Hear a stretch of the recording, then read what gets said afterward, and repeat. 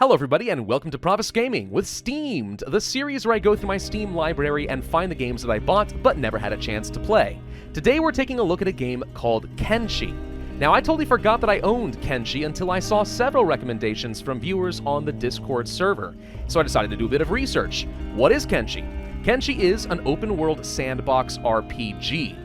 It does not have a linear story, it does not do any hand-holding, it just drops you in the middle of some desert alien world, and you get to forge your own destiny. The game does not care about you at all. There will be procedurally generated events going on, factions fighting each other, everything is happening without you because frankly you are just not that important, unless you make yourself important. Do you want to become a wealthy trader? Do you want to be a scout, a warlord, a thief? Maybe perhaps build up an army and make yourself king. These things are all possible depending a lot on how you play the game. So I have created for myself a character named Gab-Gub, a female Shek, who was tragically born with a horrible deformity in her spine that has made her an outcast amongst the warrior clans. In fact, we can make it even worse. Oh yeah, this seems perfectly fine with me. Okay, let's go ahead and start up a game with Gab-Gub. Our story begins in the border zone, where our unlikely hero, Gab-Gub, the outcast of the Shek Kingdom, scratches out a meager, pathetic living in the ruined village of The Hub. The Hub is a ruin, laid to waste long ago by forces unknown. Now it is a cesspool of scum and villainy. It is an unforgiving place for a young, vulnerable, and crippled Shek. If she is not careful, there are many who would seek to slit her throat for a penny. Let's go outside and see what we can find. Oh my god, look at Gab-Gub run! It's so silly. I shouldn't laugh because it's actually really sad, but it's also really funny. So if we want to eat, we need to work. We need to find something that we can produce for the local bars or whatever it's going to be. I don't know. Some things people might be interested in are perhaps some local ores and stuff. There is a giant iron resource to be had over here. That seems certainly quite useful. So let's just try to make something happen. Oh, hello. What's going on over here? I see some people. It appears we have found some starving bandits that are wandering around. Well, that seems a little bit dangerous. If they find me out in the open, they may decide to just murder me and take all my stuff. It is totally possible to die super early in the game. Hello. There's a second group over here. What is this? Starving bandits, hungry bandit leaders. Oh, these guys might fight each other. You gonna leave each other alone? Ah, darn it. Honor among thieves. Not what I wanted to see. They may be coming for me. Yup, they see me. Okay, yep, that is the sign that we need to frickin' run away. Gab-Gub! Gab-Gub! Silly run like freaking mad. Don't let him catch you. Oh, God! We're already being chased by bandits. Oh dear, I don't know. Oh, they're really coming after me. And there go the guards. Oh God, I think I may have gotten everybody killed. Oh no, I can't fight. I can't fight worth anything. Well, this is gonna be a massive, massive problem. Somebody is coming to attack me. You know, the game did say run like hell. I think that the answer is still going to be to run like hell. Now this may require me, dodging around these guys a little bit. I wish I could jump off the roof. At this point, it would be safer, but it doesn't look like that is going to be an option for me. So, yeah, it's a brawl. It's a massive brawl, and we're just going to charge our way through. I did get hit in the stomach a couple of times. Just kind of elbowed out there, but that's it. So, yeah, run. Run, Gab-Gub. Run away, and we'll come back another day. Safe from the clutches of those who intended to rob and to beat her, Gab-Gub watches in fascination as the ninja guards strike down the final bandit in the open streets. It is a grisly scene, and blood soaks into the sand. But Gab-Gub is happy, for today she knows she is lucky. Not merely lucky to survive, but lucky because there will be a great deal of loot to scavenge from those corpses. Tonight, she shall have food in her belly. Man, this really is getting off to a much better start than I think I was expecting. Holy crap, so much action in the first couple minutes. This is gruesome and awesome. Hey, bartender, Gab-Gub has something to sell. Didn't you just pick that off the floor over there? Yes, but this is a convenience fee so that you don't have to pick it up yourself. Good point. Here's some money. Outside, it actually looks like another group has come by to join. Slave mongers? Oh my gosh, they're going to enslave the people who are starving and unconscious. Oh my gosh, they found the bandits and they're going to grab them and sell them into slavery. I haven't even done anything to impact this game, but just watching it happen is amazing. Gab-Gub watches with a smirk on her face as shackles are clamped around the ankles of the remaining bandits. Justice is truly swift and terrible in these deserts, and and they would be wise to remember it. It is totally possible to steal in this game. We actually had that option in the bar if we wanted to really provoke some folks, but typically what you would want to do is sneak around kind of like this. If it's blue, they can't see you. If it's red, they can. And if it's lit up here with the sun, it means there's a lot of light, so you want to wait until nighttime usually for a bit of sneaking and stealing. Obviously, you can break into private residences, and that tends to upset a lot of people for reasons I don't think that Gab-Gub really understands, but still could be worth doing. Case in point, there's actually this little shack right here, which is apparently owned by the Holy Nation Outlaws, but it is a private residence that is actually at the moment unlocked. We could totally just break in, but that might upset some people. But you know what? Gab-Gub is feeling confident in her running skills, so let's pop the door open and take a little look-see inside and see if we are trespassing.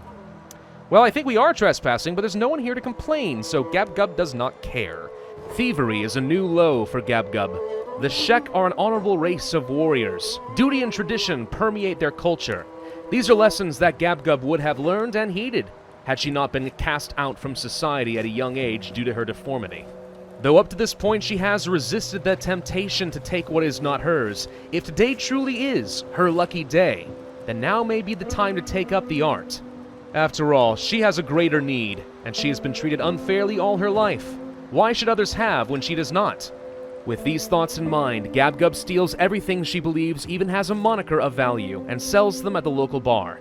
In the hub, crime is a way of life, and no one bats an eye at the sudden good fortune of a crippled Shek. Theft, it would appear, is quite lucrative. Another bandit party. These guys don't seem particularly interested in messing with me. I think they may have heard of the slaughter of the bandit party that chased after Gab-Gub. But we now have 5,000 cats right now, so what we could do is actually try buying, let's say, one of these little shacks. Even though it's totally destroyed, we can buy it, and then build it back up so we can have a proper home, a good base of operations. That said, I don't know. This town doesn't feel like it has a whole lot going for it. I think Gab-Gub is probably better off moving on. Oh, wow, look at the planet in the distance. That's kind of cool. Are we on some sort of an alien desert moon? Fascinating. The world is massive as far as I can tell, and there is so much to see and explore. Venturing further from the hub than she has dared in a long time, Gab-Gub places eyes upon the shack to the north. Turns out to be another bar, run by a rebel faction which smells like trouble, and she wants nothing to do with them. But at this point, she's already come this far, so perhaps it is time for her to move on, further south, where she knows that there is a Shek village that might be willing to welcome her as one of their own. Or perhaps not. Regardless, it must be better than this place. With resolve in her heart, Gab-Gub ventures on into the unknown, braving the treacherous desert gorges, with her eyes firmly fixed to the south, toward the town of Squin. I think we're being attacked by a bone dog. What the crud is this thing? Well, aren't you terrifying? It's a wolf with a bunch of bones on it. Yeah, I don't think I want none of that. We're gonna try not to fight a beastie, at least until I've had a chance to train up some of my skills, because right now I am uber-duper weak. Alright, there's the village of Squin, which seems to be nicely tucked in some sort of a valley? Kind of. I guess it's a little bit of a valley. Gulch, perhaps. These appear to be my own people, so I'm hopeful that I'm going to receive a warm welcome. Carrying a sword does not make you a warrior. Using it does. Agreed. Would you like to fight? God, please don't. I'm pretty sure I will immediately die. Okay, so here's a whole nother town for us. What kind of buildings we got here? This appears to be a police center. Okay. There's a bar over there, an armor shop, which is currently closed, which you could break into if we were a bit more skilled, but I'm not going to do that. A weapon shop, a longhouse, which we could buy. Another bar, a residential area we could buy, more residential, general shop, a ruined longhouse, and a travel gear store. All of these things sound pretty darn helpful to me. This might be a really good place for us to set up shop. I want to know what's going on inside the police station. Is there something we can do here? 100 Guardian. I'm a bounty hunter looking for work. Well, that sounds like fun. Then hunt for it, hunter. Check the wanted posters, search the Outlands for criminals in hiding, then bring them to me for reward. Oh. Well, okay, I guess we can actually find various different bounties out in the world. That could be a very good job for us if I was even a little bit good at combat. Ooh, speaking of being good at combat, are these training dummies? They are. Mark III training dummies. Can we beat on these things? Will anyone mind? Because that could be really good for me. Just beat on these and get some extra skill. Gab-Gub had never been allowed to wield a weapon before in her life. Her deformities, as her parents put it, made it more likely she would hurt herself than anyone else. But something about the weight in her hands, the feel of the impact as the club struck the inanimate dummy, just felt right. It made Gab-Gub feel strong, powerful, in control, have a sense of agency, something that had been sorely lacking for most of her adult life. She knew that she was clumsy. She knew that her form would never match a Shek warrior. But somehow, if she could just practice enough, maybe she could earn the respect of her peers. Maybe she could prove that she was indeed valuable, not something to be constantly overlooked and shunned. She practiced for hours, pushing her body well beyond what she thought it was capable of. And as she collapsed to the floor, exhausted, she then realized how truly hungry she was. To survive on the streets of Squin, she would need more than hopes and dreams and well wishes. She would have to look out for herself. So tired though she was, Gab-Gub ventured outside of the city limits, seeking anything she could scavenge to make a tidy profit. Though the deserts were bare and foreboding, Gab-Gub stumbled upon a vein of copper. It would be hard work and practically torture upon her broken body, but Gab-Gub saw no other alternatives. So she began to mine. Days passed with the same routine. Mine during the day, buy food when you can, train when the police aren't looking, and sleep alone in the streets at night. On more than one occasion, bandits attempted to accost Gab-Gub outside of the city, and she would have to flee for her life to be saved by the Shek guards. Though she would attempt to assist with her budding combat skills, the Shek continued to look upon her with scorn, making it abundantly clear that she was still an outcast and unworthy of their attention. Gab-Gub began to nurse a deep resentment toward the people of Squin, against anyone who would dare to take advantage of her because they perceived her to be weak. Gab-Gub was tired of being vulnerable, of being pitied or scorned. She was tired of having to run to the strong to save her anytime something went wrong. She yearned to be independent, to stand proudly on her own 2 feet as a respected member of the society. But the people of Squin would never overlook her brokenness, and she hated them for it. So it's been a few days since Gab-Gub moved into Squin. Only like 3 or 4, honestly. And, well, it hasn't gone swimmingly, and yet somehow Gab-Gub survives and even thrives. The last few days, we've actually made several thousand more cats, which is the currency of this game. Not just from mining copper, but also primarily from looting the corpses of those who would dare to attack Gab-Gub. So the problem I have now is, like, what do I do next? I mean, I guess there's a few things we could do. We could buy out a building, buy a house, 7,200 cats, repair the darn thing, have a home. Something like that would be attractive to Gab-Gub. She has not really had a chance to stay in one place for very long, always pushed out of every town, unwanted, unloved everywhere she goes. Very sad, really. But I don't know, is Squin really the place where she would want to settle down? She's not particularly keen on these people. And understandably so. The Shek do not seem to have a word for compassion. I don't think that they're capable of it, to be completely honest with you. Let's go drop down over here. Still, I think it is worth continuing to make a living out here. As long as people keep chasing after Gab-Gub, there is a, literal killing to be made. Oh, this is interesting. Gab-Gub may have just made a friend. Never happened before in her life, as far as I'm aware. We just walked into a bar and I was talking to some mercenaries to see what it would cost to get some more party members. And we stumbled upon a character called Ruka, who apparently was defeated in battle and humiliated by having her horns chopped off by her peers, which is, rather cruel to say the least, and she is now also an outcast. But I am intriguing to her, and she wants to join the group. That would be an honor. So wait, do I actually get another character? I think I totally do. Wait, we can change your look. Oh, cool, we can customize the character of Ruka.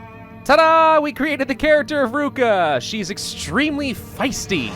Well, sweet. Okay, so this is the kind of game where you can actually have multiple people in your party. It's a squad-based RPG, and now that we have Ruka on our side, good. Does this mean that I can, like, literally double my productivity? Companionship. A concept Gab-Gub had never thought she would ever get to experience firsthand. Ruka is a proper warrior. Disgraced though she may be, she might be able to teach Gab-Gub of several different ways of surviving in this cruel and harsh world. At the very least, a companion does offer more opportunity than Gab-Gub is used to seeing. and in her head she begins to formulate a plan. The town of Squin is rich with resources. Several shops are practically bustling, and perhaps two can accomplish far more than only one could on their own. Ruka, you stand guard. Gab-Gub has a plan. If we are very, very sneaky, we might be able to find some loot that lets us get the heck out of this dump. Inside of the travel store are at least a handful of maps. I know that for sure. Gab-Gub has seen them in her many attempts at scouting this joint out, but never before did she have the ability to break in on her own. But with a backup, now, suddenly, this opens up a world of opportunity for Gab-Gub. Finally, the door's open. Alright, everyone inside. Let's see what we can steal. Ruka, I need you to close the door behind you if you don't mind. Or can you? You should be able to. There we go. Okay, now no one suspects a thing. Oh, man, look at all the stuff that we can steal. Alright. But the good stuff, Gab-Gub recalls, can be found upstairs. Or is this the right thing for this? Yes! In these chests up here, this is where the good loot truly lies. Let's see, there is a guard on the last floor, so we have to be very careful there. Oh, wait, there's someone here, too. Ooh. This could get very, very dangerous. A mercenary just out in the open like that. Realizing that this building is not unoccupied as she originally had thought, Gab-Gub begins to reconsider her plans. This might be a bit more risk than she is willing to handle. She is not that lucky. So instead, they move back down to the first floor. She may very well come back during the day. Surprisingly, no one seems to guard this place out in the open, thinking no one would ever dare to enter this building and steal in broad daylight. But Gab-Gub is no fool. She knows full well that there is a great deal of opportunity to be had during the daytime. They will come back. Well, that was terribly exciting. The question now is, what am I going to do with all this stuff? We can't even run practically anymore. We're so horribly encumbered. I think that we can't really sell anything in this town. I think the likelihood that these different goods will be recognized as stolen is going to be far too high. But up in the hub, they don't seem to have any quarrels with this. No qualms with a little bit of poaching. So, very casually, Gab-Gub and Ruka are going to walk right on out of the town. Smuggling checks remove your gear, outcast. Gab-Gub's stomach lurches. Have they been caught? Are they doomed? Show the gear? Acceptable. Go. They were only looking for specific contraband. She is actually going to get away with it. Relief washes over her, and she realizes her luck has indeed finally held. Well, another successful day of thieving come and gone. This time around, we went for the Armour Shop and actually stole enough stuff that Ruka can afford to wear an entire set of samurai armor, which is pretty fun. I'm a little concerned that if I walk into the Armour Shop, they might recognize their handiwork and I'll get in trouble. So maybe we just never bother with that. I think we maybe need to move on to a new town relatively soon, but there's still so much more that we need to loot first. Now, it would be nice if there was some sort of a criminal element we could find in Squin, someone we could fence our goods to without having to run all the way off to the hub. Or even in the hub, I'm finding we're in a situation where the barkeepers only have so much money. So, I don't know, we need to find another way to sell our goods. But theft appears to be immensely lucrative. How did Gab-Gub's life ever come to this? Thieving from the wealthy in order to make a living. And yet, the thrill of being able to stick it to those who had scorned her for so long is a tremendously intoxicating feeling. Gab-Gub is wondering if maybe this is indeed her true calling. She'll never be a true warrior, but she can be one hell of a thief. Gosh dang, at this point I've stolen so much stuff that my thieving skill has gotten up to 19, which means I have a very high chance of being able to steal things without being detected. There's always a risk that you make too much noise, right? And even though you did manage to break into the lock and the chest and no one's around, you still find the alarm is being raised, but a 93% chance. I don't know, I feel fairly confident about these, and these are some pretty dang expensive weapons. Yeah, I'll take my hands on all of those. Holy crud, these are great. Of course, this is a little on the awkward side. There's a guard standing right outside. And day is soon breaking. You're gonna have to let me out here eventually, aren't you? Ruka, can you stop sneaking and go and make some noise? Talk to guard. No? Oh, guard left. Okay. It's getting a little bit concerned there, but we can sneak on out, close the door, and none shall be the wiser. Another successful caper by Gab-Gub and Ruka. Ah, good. The travel shop has opened back up. Perfect. See anything you like? Why, yes, actually. I see several things I like. Look at all these maps. Want so badly, but we can't do anything about that right now. What I really need is a backpack for Ruka so we can get even more stuff stolen in the future. What is a thieves backpack? Professional thieves and ninjas does not hinder your stealth? Oh, now that sounds like exactly the sort of thing that I need. It's 5,000 cats, huh? Well, I think it's going to pay for itself in the long run without any issue at all, so I absolutely will be buying that. Thank you. If you're going to give me an opportunity to go rifling through the lockbox, I'm absolutely going to be taking advantage of that. Can you please... There we go. Lockpick your way through. 42% chance because we have had a lot of practice over the last couple days. We just got to keep an eye out for any guards that might be coming up the stairs. Is there anyone up top? No, and it looks like we did manage to get inside. Okay, what do we have? Map of the border zone. Okay, we can find the tiny settlement, the way station, a no man's land and stuff. Also another backpack. I mean, I guess I'll take that. Sure, why not? Some authentic skeleton repair kits? Ancient military documents. Learn new map locations. Well, that seems helpful. All the way down over here, there is a ruin. Okay, might be a little bit unhelpful for us right now, but I appreciate the effort. Let's go for ancient military documents. Another location way up over here. Okay. How about a map of the border zone? Ah, there we go. What do we find over here? We found a way station and a tiny settlement over here. Okay, that could be helpful. Give us some idea where we want to go. How about a map of the swamps, the map of Vane, and the map of World's End? Oh, look at all this stuff we have found. Hive villages. A lot of them, actually. Okay.